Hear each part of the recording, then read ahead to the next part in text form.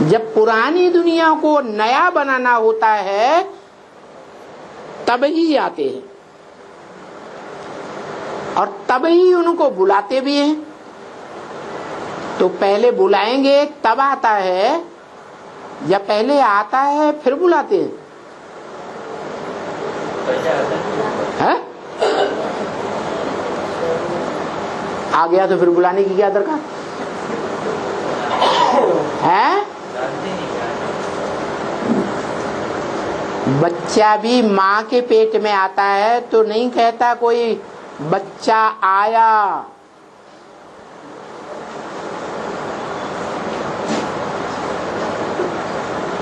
गर्भ में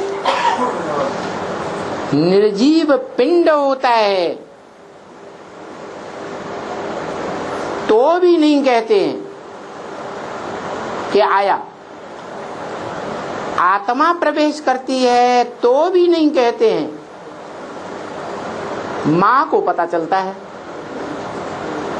परंतु वो तो किसी को बताती नहीं। कब कहते हैं बच्चा आया? जो देखे और जो कानों से सुने। पड़ोसी भी सुनेगा हुआ हुआ की आवाज तो क्या कहेगा? पड़ोसी में बच्चा आया। ऐसे ही ये है बेहद का बाप।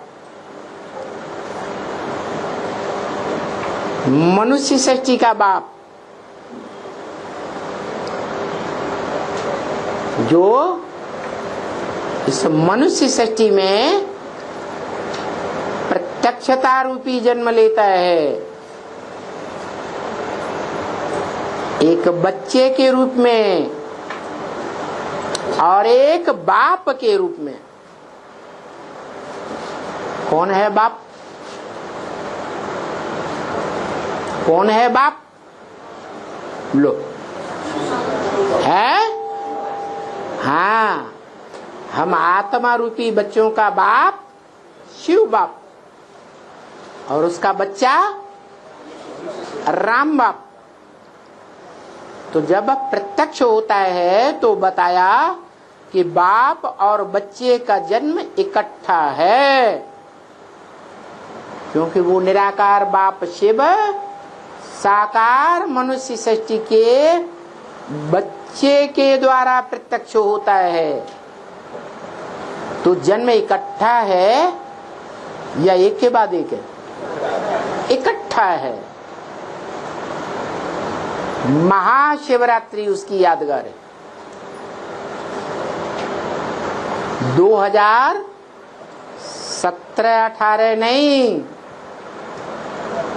क्या कहा है? महाशिवरात्रि माने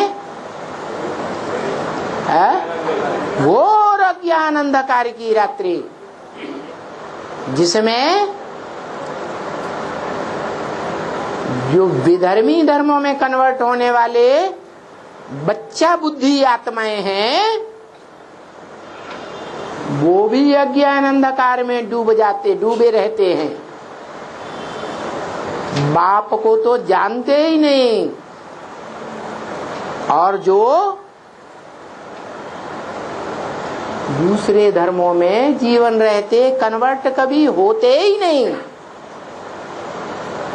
वो भी अज्ञान अंधकार में डूब जाते हैं। और बाहर की दुनिया तो डूबी हुई है ही। तीनों दुनिया अज्ञान अंधकार में डूब जाती है। तब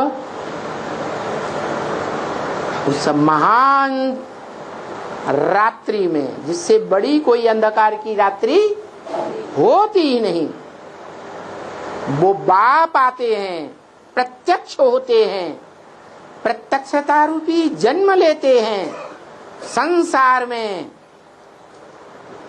जो भारत में खास मनाया जाता है बच्चे का जन्मदिन। बच्चा जन्म लेता है तो क्या होता है? दरवाजे पर कौन आ जाते हैं? अरे ढोल मजीरा बजाने वाले आ जाते हैं या नहीं आ जाते हैं? तो ये ज्ञान के बाजे हैं, स्वतः ही बजने लगते हैं। जब बाप की प्रत्यक्षता होगी तो बताया, ये अखबार वाले जो अभी तुम्हारी इतनी ग्लानि करते हैं, वो अखबारों के फ्रंट पेज पर सीढ़ी का चित्र डाल देंगे, स्वतः ही डाल देंगे।